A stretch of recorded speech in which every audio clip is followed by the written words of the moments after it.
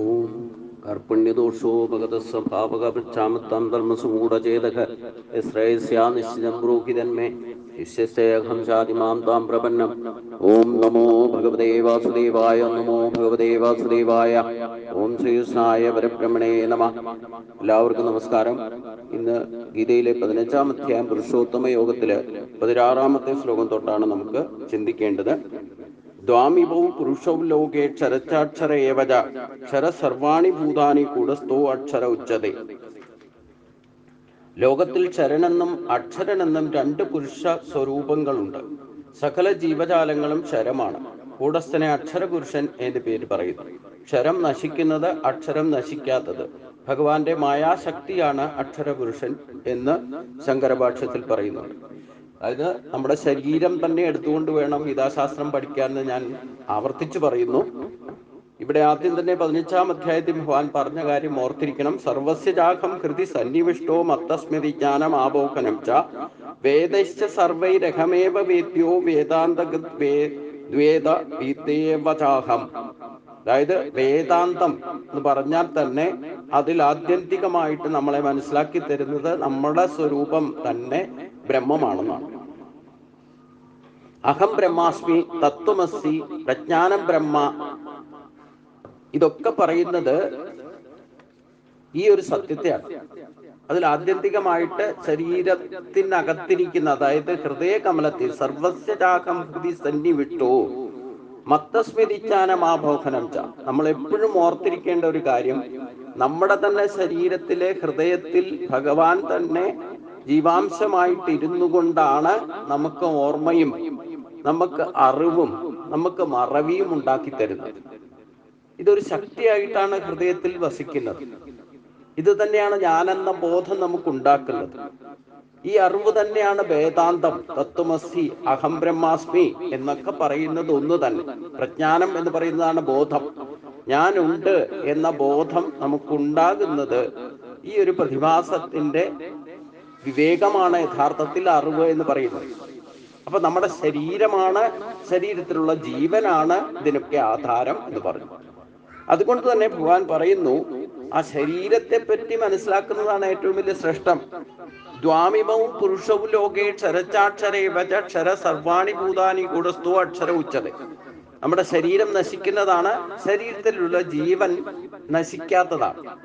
അപ്പൊ നശിക്കുന്നതിനെ ക്ഷരം എന്നും, നശിക്കുന്നത് എന്താണോ അത് ക്ഷരം എന്ന പേരിലും, നശിക്കാത്തതായ ജീവനെ അക്ഷരം എന്ന പേരിലും അറിയപ്പെടുന്നു.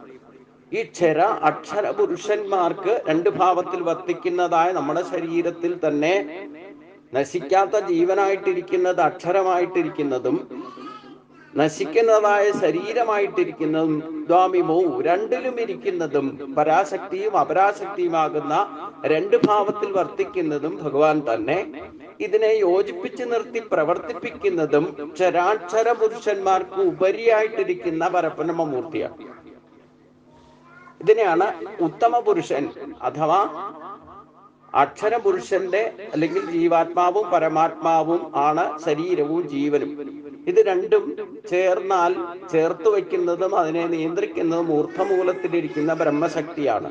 ബ്രഹ്മോർജം എന്ന് പറയും. അതൊരു ഊർജമാണ്, ഒരു ശക്തിയാണ്. അത് സനാതനമാണ്. അതിന്റെ അംശമാകുന്ന ജീവനും സനാതനമാണ്. അതുകൊണ്ട് ലോകത്തിൽ ക്ഷരനെന്നും അക്ഷരമെന്നും രണ്ട് ഈ ഭഗവാന്റെ തന്നെ ദ്വന്ദ്വഭാവം പ്രകടമാകുന്നത് ഇത്തരത്തിലാണ്.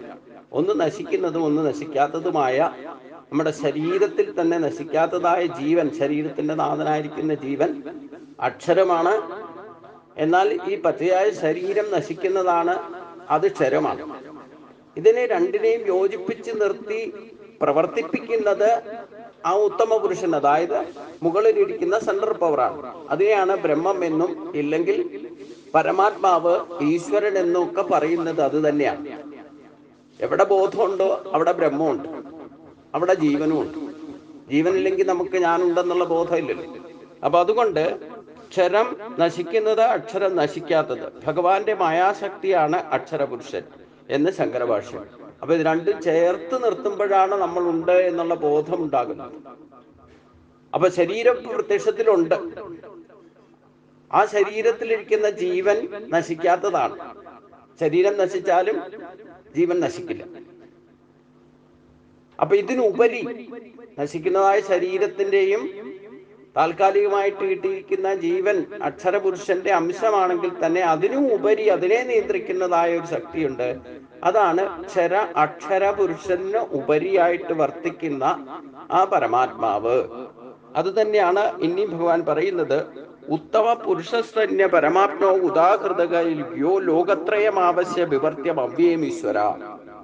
എന്നാൽ യാതൊരു ഈശ്വരൻ 3 ലോകങ്ങളിലും പ്രവേശിച്ച് ഭരിക്കുന്നുവോ അവയെ നിലനിർത്തുന്നുവോ ആ പരമാത്മാവാണ് പരമാത്മാവെന്ന് അറിയപ്പെട്ടവനായ ആ ഉത്തമ പുരുഷൻ ക്ഷരാക്ഷര പുരുഷന്മാരിൽ നിന്ന് അന്യനാകുന്നു, വേറെയാകുന്നു എന്നർത്ഥം.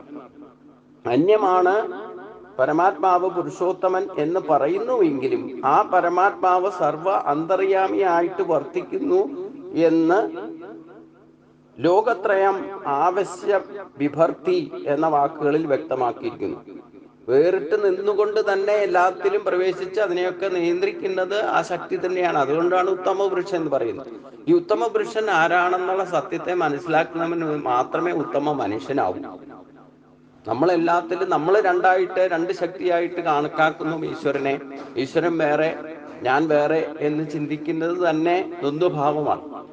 നമ്മുടെ ഉള്ളിൽ തന്നെ ഭഗവാൻ 2 ഭാവത്തിലാണ് വർത്തിക്കുന്നത്. ഒന്ന് അപരാശക്തിയായിട്ടും ഒന്ന് പരാശക്തിയായിട്ടും. ഇതിനെ ചേർത്ത് വെച്ചിരിക്കുന്ന പുരുഷനെയാണ് ഉത്തമ പുരുഷൻ എന്ന് പറയുന്നത്. അതാണ് പരമാത്മാവ് എന്ന പേരിൽ അറിയപ്പെടുന്നത്. അത് വേറിട്ട് നിൽക്കുന്ന, അതിന് മറ്റൊന്നിനോടും പറ്റലില്ലാതെ നിൽക്കുന്ന ഒരു ശക്തിയാണ്. എന്നാൽ അതെല്ലാ ശരീരങ്ങളിലും വർത്തിക്കുന്നു. എങ്ങനെ വർത്തിക്കുന്നു, എപ്രകാരം വർത്തിക്കുന്നു എന്നൊക്കെ 15-ാം ശ്ലോകത്തിൽ പറഞ്ഞു. സർവസ്യദാഹം ഹൃദി സന്നിവിഷ്ടോ. നമ്മുടെയൊക്കെ ഹൃദയത്തിൽ വസിച്ചുകൊണ്ട് അതിനെയൊക്കെ നിയന്ത്രിക്കുന്നത് ഈ പരമാത്മാ ശക്തി തന്നെ. അപ്പൊ സെൻട്രൽ പവറായിട്ട് നിൽക്കുന്ന പരമാത്മാ ശക്തിയാണ് നമ്മുടെ ഉള്ളിലും പ്രവർത്തിക്കുന്നത്. എന്നാൽ നമുക്ക് ശരീരപ്രാപ്തി കിട്ടുന്നതോടുകൂടി പ്രകൃതിയുടെ ഗുണങ്ങളാൽ മായാശക്തിയാൽ പ്രവർത്തിക്കുന്ന അപരാശക്തി കാരണം നമ്മളെ യഥാർത്ഥ ബോധത്തെ ആർക്കും മനസ്സിലാകുന്നില്ല. അതായത് നമ്മുടെയൊക്കെ നിയന്ത്രിക്കുന്ന ഏതോ ഒരു ശക്തി ഉണ്ടെന്നറിയാം, പക്ഷെ ആ ശക്തിയെ 2ആയിട്ട് കാണാം. അതേ ശക്തി തന്നെയാണ് നമ്മുടെ ഉള്ളിലും അംശമായിട്ട് പ്രവർത്തിക്കുന്നത്. അപ്പൊ അതിന്റെ എല്ലാ പ്രഭാവവും നമ്മുടെ ഉള്ളിലുണ്ട്. ഒരു വിളക്കിൽ നിന്ന് വേറെ 1000 വിളക്ക് കത്തിച്ചാലും ആ വിളക്കിലൊക്കെ അതേ പ്രകാശം തന്നെയാണല്ലോ കാണുന്നത്. സെൻട്രൽ പവറായിട്ട് നിൽക്കുന്ന ഒരു വെളിച്ചത്തിൽ നിന്ന് അനേക ദീപങ്ങൾ കൊളുത്തിയാലും ആ ആദ്യം കൊളുത്തിയ ദീപത്തിന്റെ അതേ പ്രകാശം തന്നെ എല്ലാ ദീപങ്ങളിലും കാണും.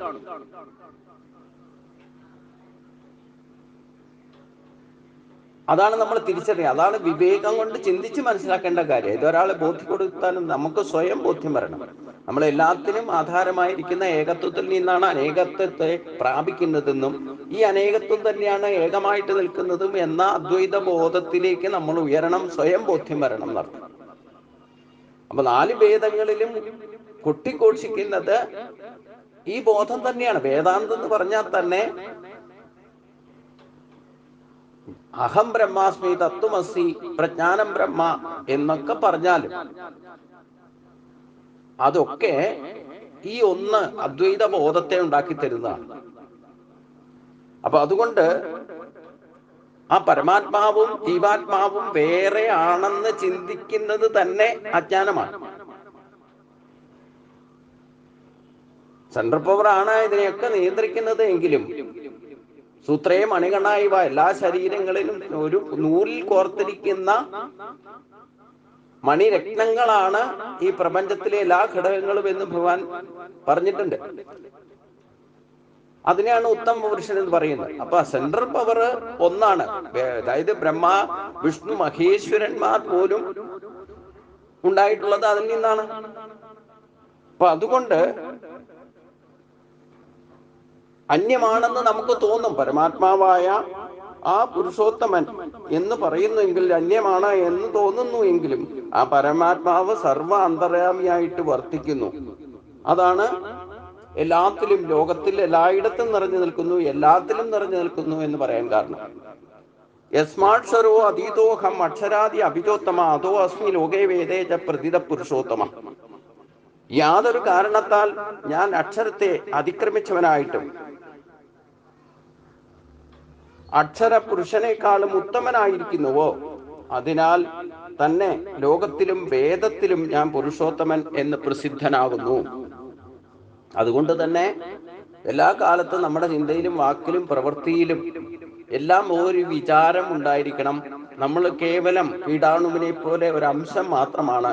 യഥാർത്ഥത്തിൽ പുരുഷോത്തമനാണ്, അല്ലെങ്കിൽ പരമാത്മാവാണ് ഇതിന്റെ എല്ലാം ആധാരം എന്നർത്ഥം. അതുകൊണ്ട് യാതൊരു കാരണത്താലാണോ ഈ ക്ഷരത്തെ, നാശത്തെ അതിക്രമിച്ചവനായിരിക്കുന്ന അക്ഷരപുരുഷനേക്കാളും ഉത്തമനായിട്ടിരിക്കുന്നു. നമ്മുടെ ജീവൻ അക്ഷരപുരുഷനാണ്, ശരീരം നശിക്കുന്നതാണ്. എന്നാൽ നമ്മുടെ കയ്യിലുള്ള ജീവനേക്കാളും അതിനെപ്പോലും ഉൽപ്പത്തിക്ക് കാരണമായിട്ട് മറ്റൊരു ഭാവത്തിലേക്ക് മാറ്റിയെങ്കിലും അതിനു ഉപരിയായിട്ട് വർത്തിക്കുന്ന ആ ഉത്തമ പുരുഷനാണ് ലോകത്തിൽ പ്രസിദ്ധനായിരിക്കുന്നത്. എല്ലാ കാലത്തും ആ ഈശ്വരൻ പരബ്രഹ്മമൂർത്തിയായിരിക്കുന്ന പരമാത്മാവ് തന്നെയാണ് എല്ലാ കാലത്തും ഉത്തമ സ്ഥാനവും ഉത്തമ പ്രസിദ്ധനായിട്ട്, ഉത്തമൻ എന്ന പ്രസിദ്ധനായിരിക്കുന്നതും ആ സർവശക്തിയായിരിക്കുന്ന ബ്രഹ്മോർജം തന്നെയാണെന്നർത്ഥം. കാരണം അതിൽ നിന്നാണ് ഈ സൃഷ്ടി തന്നെ ആരംഭിച്ചതും. നമ്മൾ അനേകം കോടി കോടി ബ്രഹ്മാണ്ടങ്ങളും അതിലുള്ള ജീവജാലങ്ങളും ഒരു മണൽത്തരി പോലും നിലനിൽക്കുന്നുണ്ടെങ്കിൽ അതിന് അംശമാണെന്നർത്ഥം. അതുകൊണ്ട് ആ സെൻട്രൽ പവർ ആയിട്ടിരിക്കുന്ന പരമാത്മാ ശക്തി അഥവാ ബ്രഹ്മോർജം തന്നെയാണ് ഏറ്റവും ശ്രേഷ്ഠം. അതാണ് പ്രസിദ്ധമായിരിക്കേണ്ടതും എല്ലാ കാലത്തും നമ്മൾ ഓർത്തിരിക്കേണ്ടതും ഈ ശക്തിയെ തന്നെയാണ്. അതൊരു വ്യക്തിയല്ല, വ്യക്തിയായിട്ട് കാണരുത്. അനേക അവതാരങ്ങൾ എടുക്കുമ്പോഴും അവതാരങ്ങളെയൊക്കെ വ്യക്തിഭാവത്തിൽ കാണുന്നത് കൊണ്ടാണ് നമുക്ക് അതും ഇതുമായിട്ട് വ്യത്യാസമൊക്കെ തോന്നുന്നത്. അല്ലെങ്കിൽ നമ്മുടെ തോന്നലാണ്, അത് മായയുടെ പ്രഭാവം കൊണ്ടുണ്ടാകുന്നതാണെന്നർത്ഥം. അപ്പൊ അതുകൊണ്ട് ഇത് മനസ്സിലാക്കാത്തതിന്റെ പ്രതിഫലനങ്ങളെല്ലാം നമുക്ക് ശ്രീകൃഷ്ണന്റെ അവതാരത്തിലൊക്കെ നമുക്ക് മനസ്സിലാക്കാം. ബാലലീലകളിലൊക്കെ ആ ബ്രഹ്മാവും ഇല്ലെങ്കിൽ മഹാദേവനും എന്ന് വേണ്ട ദേവഗണങ്ങൾ മുഴുവൻ പോയിട്ട് പുരുഷസൂക്തം കൊണ്ട് ഭഗവാനെ, ഈ ബ്രഹ്മശക്തിയെ പ്രാർത്ഥിച്ച് അതിൽ നിന്ന് ഭഗവാൻ പ്രത്യക്ഷമായിട്ട് പറഞ്ഞു, ഞാൻ ഇന്നയാളുടെ ഇന്ന സ്ഥലത്ത് ഇന്ന പുത്രനായിട്ട് ജനിക്കും, അപ്പോൾ നിങ്ങളൊക്കെ തന്നെ എന്നെ സഹായിക്കാൻ വേണ്ടിയിട്ട് എന്നോടൊപ്പം ഉണ്ടാകണം എന്നൊക്കെ നിർദ്ദേശിച്ചു. അങ്ങനെയാണ് ദേവകി വസുദേവ പുത്രനായിട്ട് ശ്രീകൃഷ്ണനായിട്ട് ജനിക്കുന്നതൊക്കെ ഈ ദേവന്മാർക്കൊക്കെ നല്ല ബോധ്യമുണ്ട്. എന്നിട്ടും ഈ ഇന്ദ്രനായിക്കോട്ടെ ബ്രഹ്മാവായിക്കോട്ടെ ഭഗവാനെ യഥാർത്ഥ രൂപത്തിൽ രൂപം മാറി, അതായത് ഒരു സാധാരണ മനുഷ്യലോകത്തിൽ വന്ന് ജനിച്ച ഒരു കുട്ടിയായിട്ട് ശ്രീകൃഷ്ണനെ കാണുന്ന അവസ്ഥയൊക്കെ കഥയിലൂടെ നമുക്ക് മനസ്സിലാക്കാം.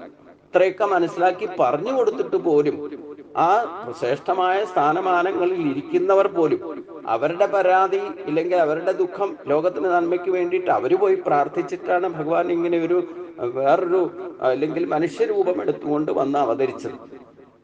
എന്നിട്ട് ഈ ബാലന്റെ പ്രവൃത്തികൾ കണ്ടിട്ട് ഇഷ്ടപ്പെടാതെ തന്റെ സ്ഥാനത്തിന് കോട്ടം വരുമെന്ന് സംശയിച്ചിട്ട് തെറ്റിദ്ധാരണ കൊണ്ട് ഇന്ദ്രനും ഭഗവാൻ ശ്രീകൃഷ്ണനെ പരീക്ഷിക്കാൻ പോകുന്നുണ്ട്, ഇല്ലേ? ബ്രഹ്മാവിനും അതേ അബദ്ധം പറ്റുന്നുണ്ട്. അപ്പം എത്ര ജ്ഞാനിയായിരുന്നാലും ഈ ജന്മവാസന അവനവന്റെ സ്ഥാനത്തിന് കോട്ടം നൽകുകയില്ല. എന്നേക്കാൾ വലിയവനായിട്ട് മറ്റാരുമില്ല. ഈ കുട്ടിയെ അംഗീകരിക്കുന്ന നിഷ്കളങ്ക ഭാവത്തിൽ വർത്തിക്കുന്ന ഏതാസുരി ഭാവത്തെയും ജയിക്കാൻ തക്കവണ്ണമുള്ള ശക്തി പ്രകടമാക്കുന്ന ആ ശ്രീകൃഷ്ണ ശരീരം എടുത്ത് വന്നിരിക്കുന്ന ആളെ സാധാരണ ഒരു മനുഷ്യജന്മം പോലെ കണക്കാക്കുന്നു. എന്റെ സ്ഥാനങ്ങൾക്ക് ഇല്ലെങ്കിൽ എന്റെ ആ ഇന്ദ്രന്റെയൊക്കെ അഹങ്കാരം അവിടെ കാണാം. എന്നെ പൂജിക്കാത്തതിന്റെ പരിണിത ഫലം എന്തൊക്കെ കാട്ടിക്കൂട്ടുന്നത്. അപ്പൊ ഇവിടെയൊക്കെ യഥാർത്ഥത്തിൽ ജ്ഞാനികളായിരിക്കുന്നവർക്ക് ഇതെല്ലാം അറിയാവുന്ന ഭഗവാന്റെ തന്നെ അംശമായിട്ട് നേരിട്ട് ബ്രഹ്മാവും ഇന്ദ്രനും ഒക്കെ അവതാരം എടുത്തു. ഈശ്വരന്മാരുടെ രാജാവായിരിക്കുന്ന ആൾക്ക് പോലും ഈ ഭഗവാന്റെ യഥാർത്ഥ സ്വരൂപത്തെ മനസ്സിലാക്കാൻ സാധിക്കുന്നില്ല എന്ന് ചില ഘട്ടങ്ങളിൽ. അതുകൊണ്ടാണ് ഭഗവാൻ കർമ്മയോഗത്തിൽ പറഞ്ഞത്, എത്ര ജ്ഞാനിയായിരുന്നാലും വേണ്ടില്ല അവരവരുടെ കർമ്മവാസനയും ജന്മവാസനയും വിടാതിരിക്കും. അപ്പൊ എത്ര ഞാനായാലും വേണ്ടില്ല, ഇതൊക്കെ മനസ്സിലാക്കിയാലും വേണ്ടില്ല, ഏതൊരു ഘട്ടത്തിൽ നമ്മളെക്കായാലും അറിവുള്ളവരോ അല്ലെങ്കിൽ എന്തെങ്കിലും കാര്യം പറയുമ്പോഴോ നമുക്ക് ഞാനെന്ന ബോധത്താൽ ഉണ്ടാകുന്ന അഹങ്കാരത്താൽ അത് നമ്മുടേതായ തനി സ്വഭാവം പുറത്തു വരാനിട വരും. അതാണ് ജന്മവാസന സ്വഭാവസ്തു പ്രവർത്തത എന്ന് പറഞ്ഞത്. അപ്പൊ ഇന്ദ്രന്റെ ജന്മസിദ്ധമായ സ്വഭാവം ഇന്ദ്രനെ ഉപേക്ഷിക്കാൻ സാധിക്കില്ല. ജന്മസിദ്ധമായിട്ടുള്ള ആ നമുക്ക് വിഷമഘട്ടം വരുമ്പോഴൊക്കെ നമ്മൾ ഭഗവാന്റെ അടുത്ത് പോയി പ്രാർത്ഥിക്കും, പല കാര്യങ്ങളൊക്കെ സാധിക്കും.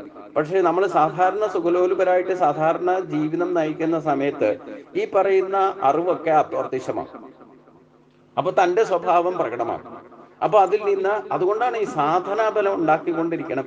ഒരിക്കലും ഇത് ഉപേക്ഷിക്കരുത്. എന്തെങ്കിലും ഒരു ഘട്ടത്തിൽ സാധനം ചെയ്യാതിരുന്നാൽ, ഇല്ലെങ്കിൽ ഈ പറയുന്ന ജപതപാദികൾ ചെയ്യാതിരുന്നാൽ, ചെയ്തുകൊണ്ടിരുന്നാൽ തന്നെ ചില സമയത്തൊക്കെ നമുക്ക് ഈ ജന്മസിദ്ധമായ സ്വഭാവം, നമ്മുടെ തനി സ്വഭാവം പ്രകടമാകും. അപ്പൊ ചെയ്യാതിരുന്നാലത്തെ അവസ്ഥ പറയണ്ടല്ലോ. അപ്പൊ ഈ നമ്മൾ ഒരു കാലത്തും, പ്രത്യേകിച്ചും ദൈവത്തിന്റെ നാട്ടിൽ, ദൈവത്തിന്റെ ഭൂമിയാണ് ഈ ലോകം മുഴുവൻ ഉണ്ടായിട്ടുള്ള ഭഗവാന്റെ അംശം കൊണ്ട് തന്നെ ഉണ്ടായിട്ടുള്ളതാണ്.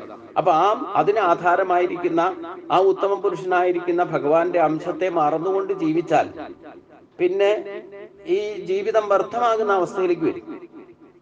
അതുകൊണ്ടാണ് ദൈവത്തിന്റെ നാട്ടിൽ ദൈവവിചാരം ഇല്ലാതെ ജീവിക്കുന്നവർക്ക് ഡിസ്റ്റർബൻസും ആപത്രയങ്ങളും ബന്ധനത്രയങ്ങളും കൂടുതലായിരിക്കും. അവരും ജീവിക്കുകയൊക്കെ ചെയ്യും, ഇല്ല എന്ന് പറയണ്ട. പക്ഷേ അവർക്ക് 50% ശക്തി കോമണൈസ് ചെയ്ത് എല്ലാവർക്കും കോൺട്രിബ്യൂട്ട് ചെയ്തിട്ടുണ്ടല്ലോ. അത് വെച്ചിട്ട് ഈശ്വര വിചാരം ഇല്ലാത്തവരും ജീവിക്കും. പക്ഷെ അവരൊക്കെ അതൊക്കെ ബന്ധനത്തിൽ കാരണമായിട്ട് താപത്രയങ്ങളിലും ബന്ധനത്രയങ്ങളും പെടുന്നർത്ഥം.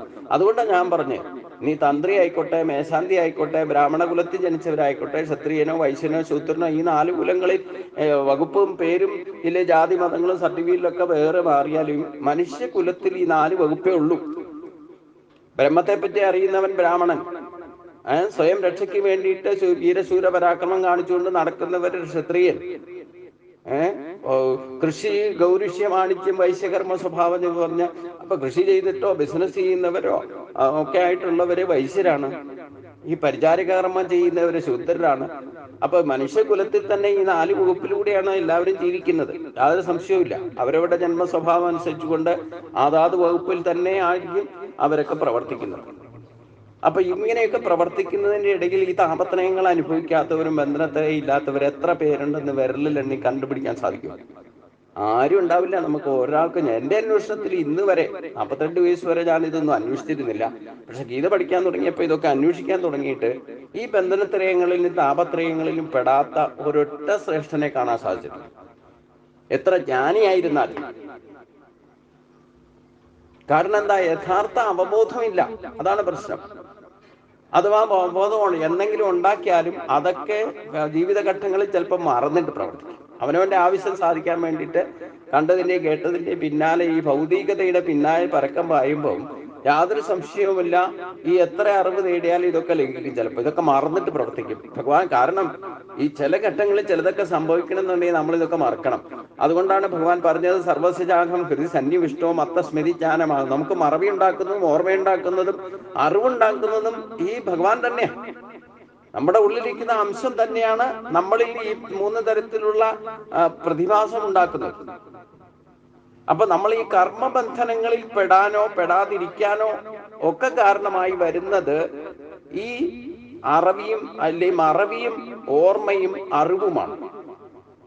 അപ്പോൾ ജപസാധനങ്ങൾ, നിത്യനൈമിത്യ കർമ്മങ്ങളിൽ ഈ ജപധ്യാനാദി യോഗാദികൾ ചെയ്യുന്നവർക്ക് മെമ്മറി പവറും ഓർമ്മയും കൂടും.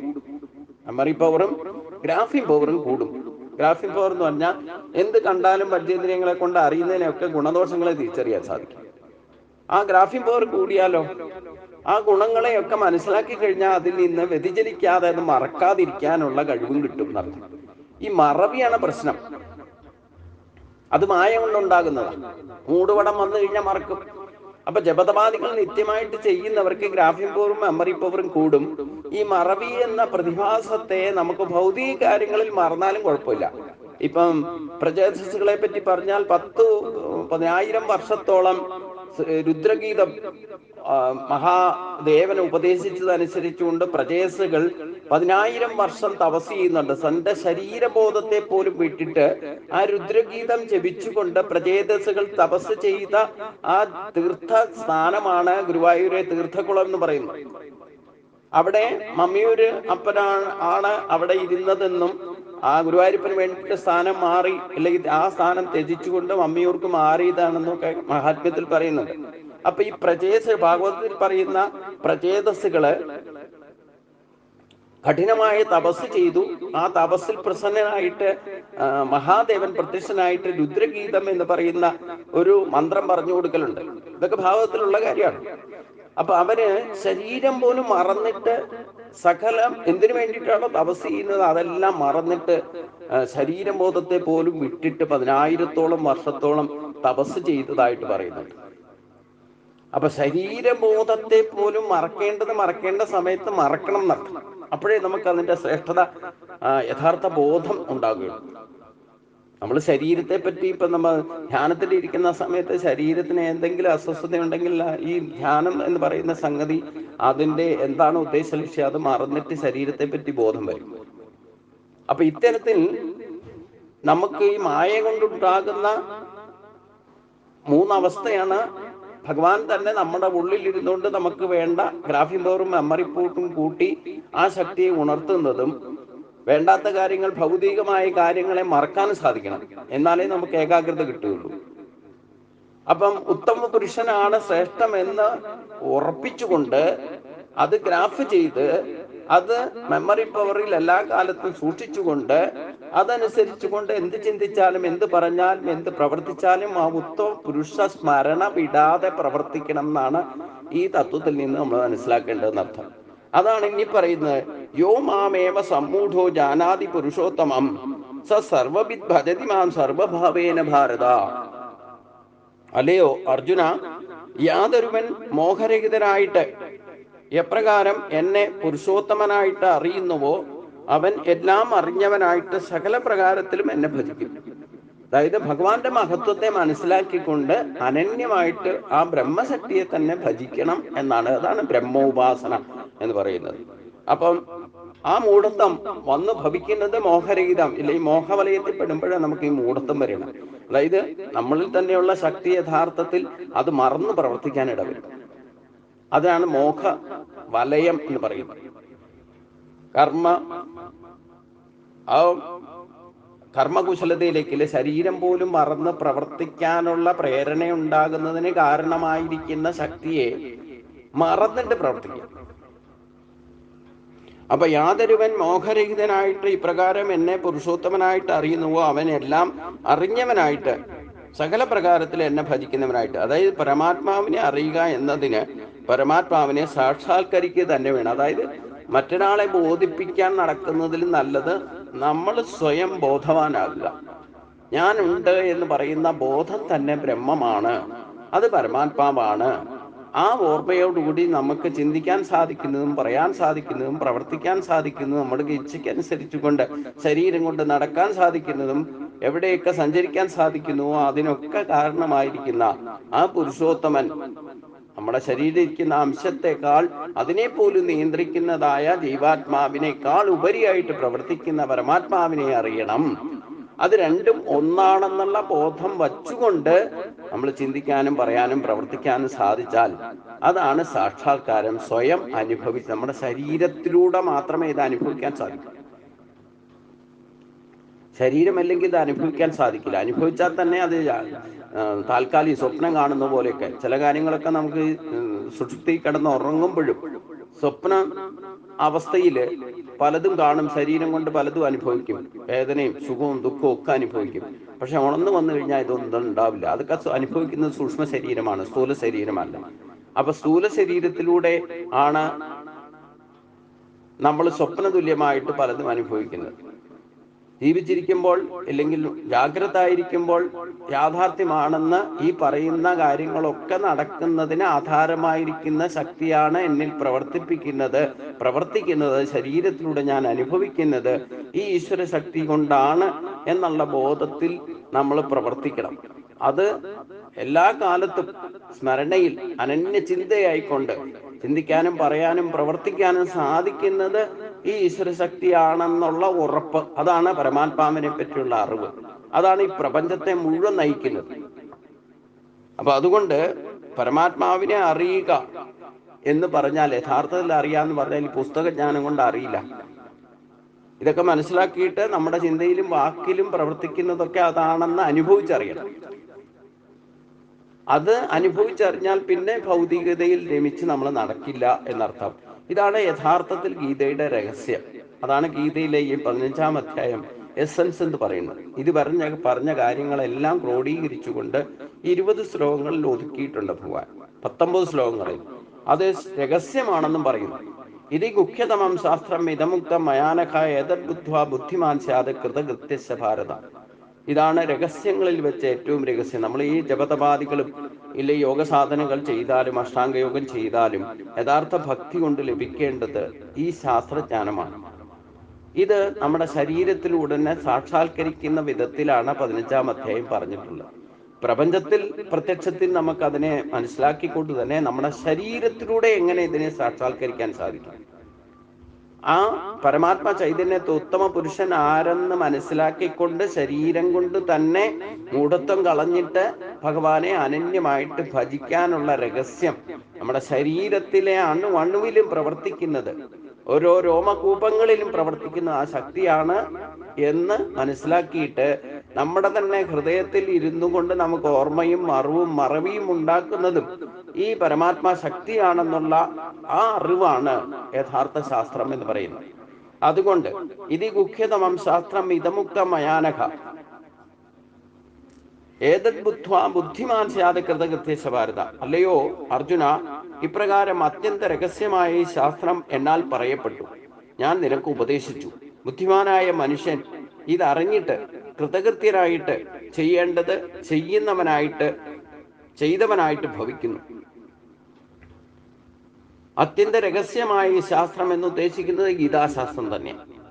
ഞാൻ നിനക്ക് ഉപദേശിച്ചു. ബുദ്ധിമാനായ മനുഷ്യൻ, ഇവിടെ അർജുനനെ മാത്രം ഉദ്ദേശിച്ചുകൊണ്ടല്ല ഭഗവാൻ ഇത് സംഗ്രഹിച്ചു പറയുന്നത്.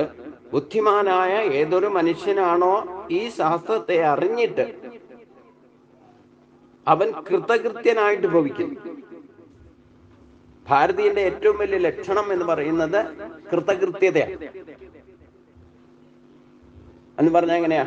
ഭാരതം ഇപ്പൊ 100 പുത്രന്മാരുണ്ടായി. പ്രചേതസ്സുകളുടെ പുത്രന്റെ വൃഷഭചരിതത്തിലൊക്കെ പറയുന്നുണ്ട്. അതിൽ നിന്നാണ് ഏറ്റവും ശ്രേഷ്ഠനായ ഭരതരാജാവ്, ശ്രേഷ്ഠനായിരുന്ന ഭരണാധികാരിയായിരുന്ന ഭരതൻ ജന്മമെടുക്കുന്നതും ആ ഭരതൻ എന്ന ഭരണാധികാരിയിൽ നിന്നാണ് ഭാരതം എന്ന പേര് വന്നത് എന്നും കഥയിലൂടെ മനസ്സിലാക്കാമെങ്കിലും യഥാർത്ഥത്തിൽ ഭാവാർത്ഥം എടുത്താൽ ഭാരതം എന്ന വാക്കിനർത്ഥം പ്രാപഞ്ചികമായ ഭാവത്തെയും ഭാവങ്ങളെയും രാഗങ്ങളെയും താളങ്ങളെയും യഥാവിധി മനസ്സിലാക്കിക്കൊണ്ട് ജീവിതം നയിക്കുന്ന ആ ഒരു പ്രദേശം, ഇല്ലെങ്കിൽ അങ്ങനെ ഒരു സംസ്കാരമുള്ള പ്രദേശത്തെയാണ് ഭാരതം എന്ന് അറിയപ്പെട്ടത്. അപ്പോൾ അതിൽ ജനിച്ചിട്ടുള്ള പുൽക്കൊടികൾക്ക് പോലും ഈ പ്രാപഞ്ചികമായ ഭാവരാഗ താളങ്ങളെ അനുസരിച്ചുകൊണ്ട് ജീവിക്കാനുള്ള പ്രേരണ, ആത്മീയമായ ഒരു അടിത്തറയുള്ള പ്രദേശമാണ് ഭാരതം. അതുകൊണ്ടാണ് ഇവിടെ ജനിച്ചിട്ടുള്ള പുൽക്കൊടിയായിട്ട് ജനിക്കുന്നത് പോലും മഹാപുണ്യമാണ് എന്ന് പറയാൻ തന്നെ കാരണം സുമേരു പർവ്വതവും ഈ ഹിമാലയ പ്രാന്തങ്ങളാണെങ്കിൽ അത് ഭാരതത്തിലാണെങ്കിൽ ഈ ഭൂമിയെ തന്നെ കറക്കിക്കൊണ്ടിരിക്കുന്ന അച്യുതണ്ടായിട്ട് പ്രവർത്തിക്കുന്നത് സുമേരു പർവ്വതമാണ്. അത് ഭഗവാന്റെ അംശമാണെന്ന് നമ്മൾ വിഭൂതി യോഗത്തിൽ പഠിച്ചതുമാണ്.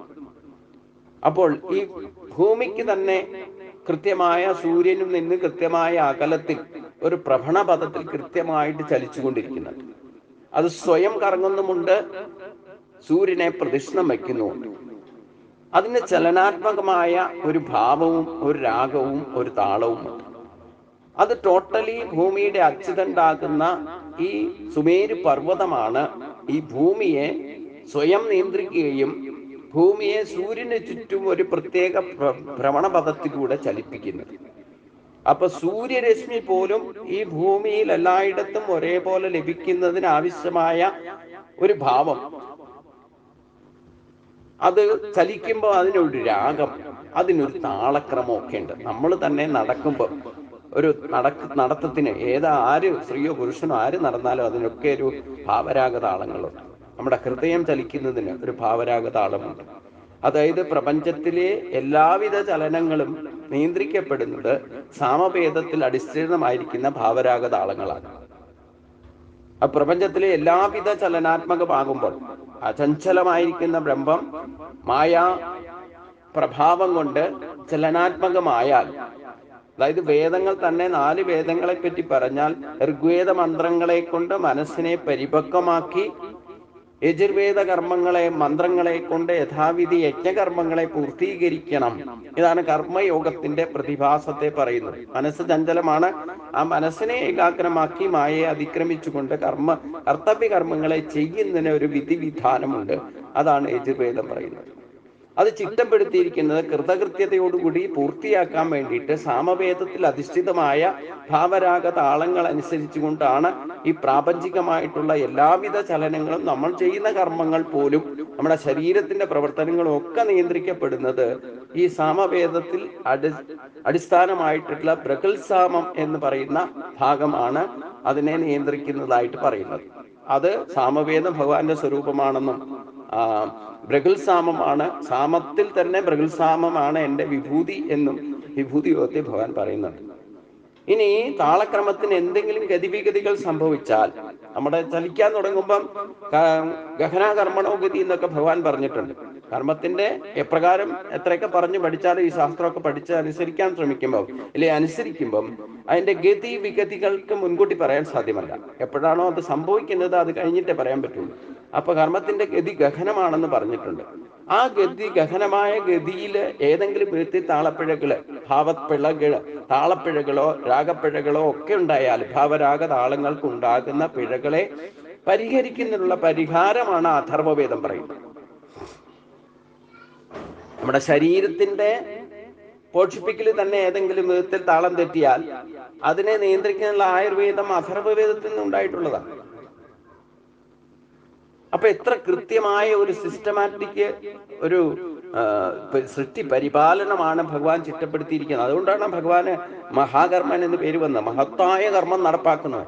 അതായത് വേദങ്ങളിൽ പറഞ്ഞിട്ടുള്ള പ്രകാരം അക്ഷരം പ്രതി പദാനുപദം മനസ്സിലാക്കിക്കൊണ്ട് അതനുസരിച്ചുകൊണ്ട് ഈ പ്രപഞ്ചത്തെ ചലിപ്പിക്കുന്ന മഹാകർമ്മത്തെ ചെയ്യുന്നവനെയാണ് മഹത്തായ കർമ്മൻ, ഇല്ലേ മഹാകർമ്മൻ എന്ന പേരിൽ സഹസ്രനാമത്തിൽ അറിയപ്പെടുന്നത്.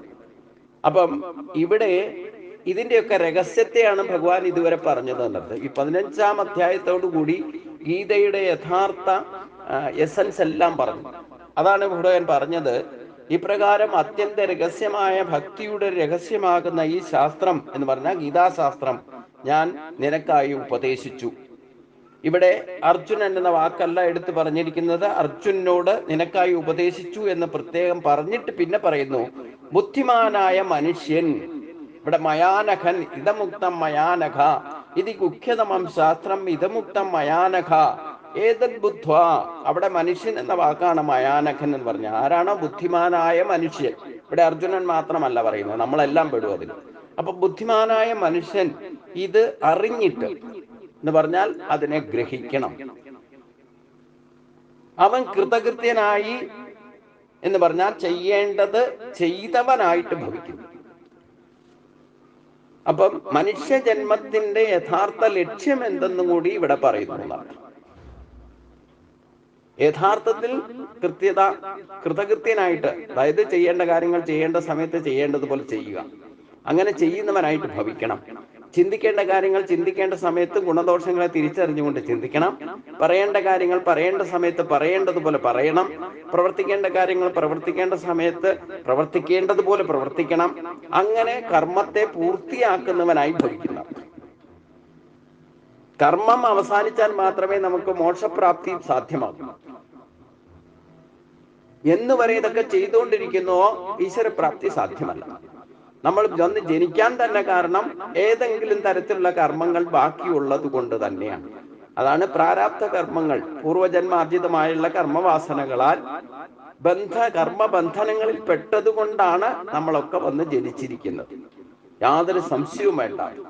അതിനി വീണ്ടും വീണ്ടും എത്രയെത്ര ജന്മങ്ങൾ ഏതേത് ശരീരങ്ങൾ എടുത്തി വന്നാലും കർമ്മബന്ധനം കൊണ്ടാണ് വീണ്ടും ജനിക്കാൻ കാരണമായിരിക്കുന്നത്. ഇനി ഭക്തിമാർഗത്തിൽ സഞ്ചരിച്ചാൽ പോലും, ഗുരുവായൂരപ്പന്റെ മേശാന്തിയോ തന്ത്രിയായിരുന്നാൽ പോലും അതിൽ പോലും കർമ്മം ബാക്കി വെച്ചാൽ തിരിച്ചു വരേണ്ടി വരും. ഭക്തിമാർഗത്തിൽ പോലും ആധ്യാത്മികതയിൽ തന്നെ കർമ്മങ്ങൾ ബാക്കി വെച്ചാൽ അത് പൂർത്തീകരിക്കാൻ വരേണ്ടി വരും. അപ്പൊ കൃതകൃത്യത ഉണ്ടായിരിക്കണം. കൃത്യനിഷ്ഠ, ഭക്തി, വിവേചന ശക്തി, ത്യാഗമനസ്ഥിതി, ഈ 5 ഗുണങ്ങളോട് കൂടി പ്രവർത്തിക്കണം എന്നുണ്ടെങ്കിൽ ഈ ഗീതാശാസ്ത്രത്തെ യഥാവിധി മനസ്സിലാക്കിയിട്ട് വേണം.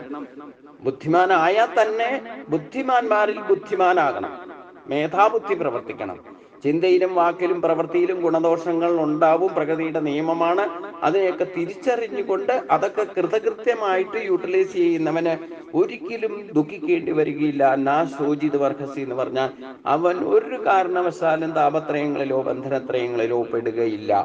ദുഃഖത്രയങ്ങളിലോ ബന്ധനങ്ങളാക്കിയിട്ട് അവൻ ഒരിക്കലും ജീവിതം അവസാനിപ്പിക്കേണ്ടി വരികയില്ല.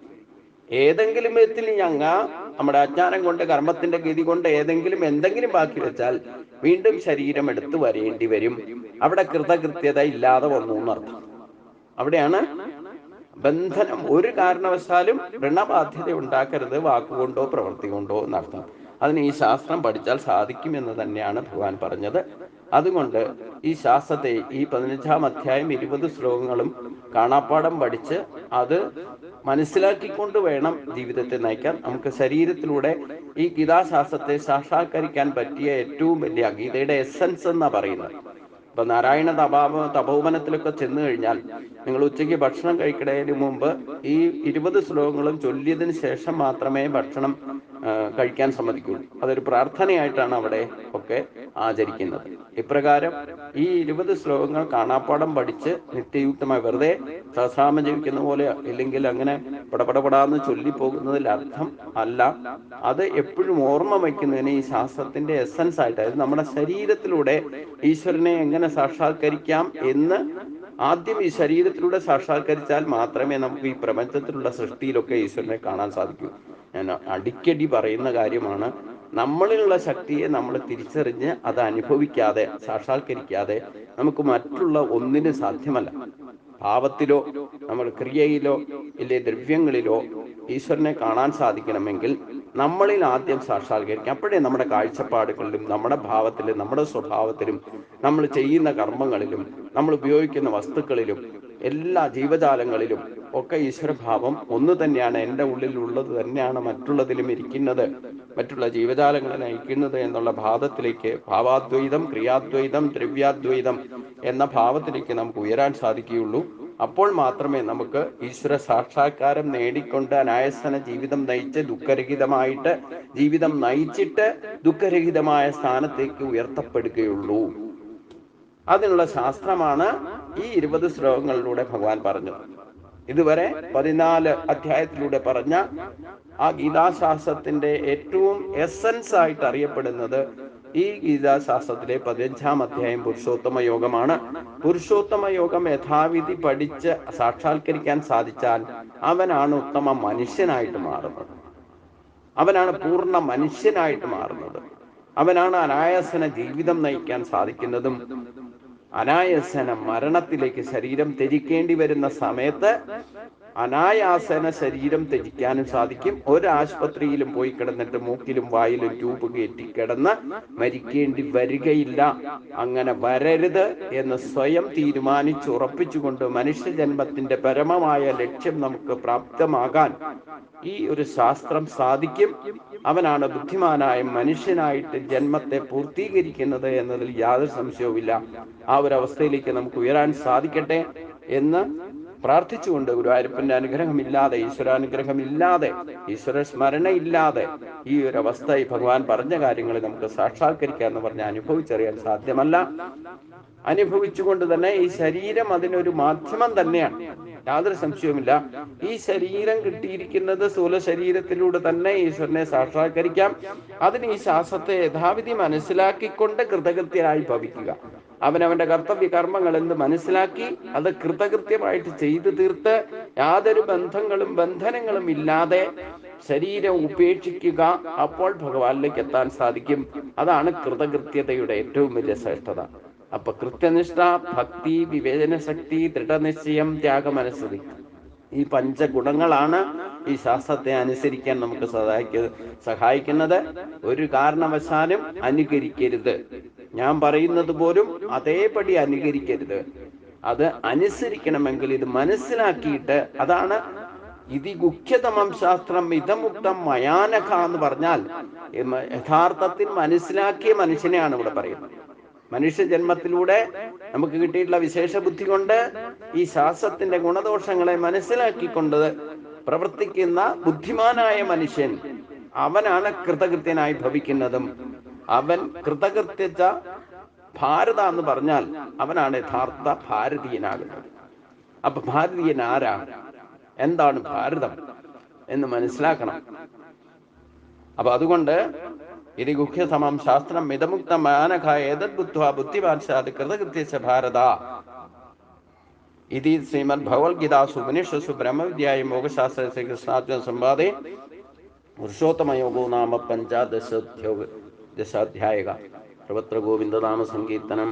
ഗോവിന്ദ ഹരിഗോവിന്ദ. ഓം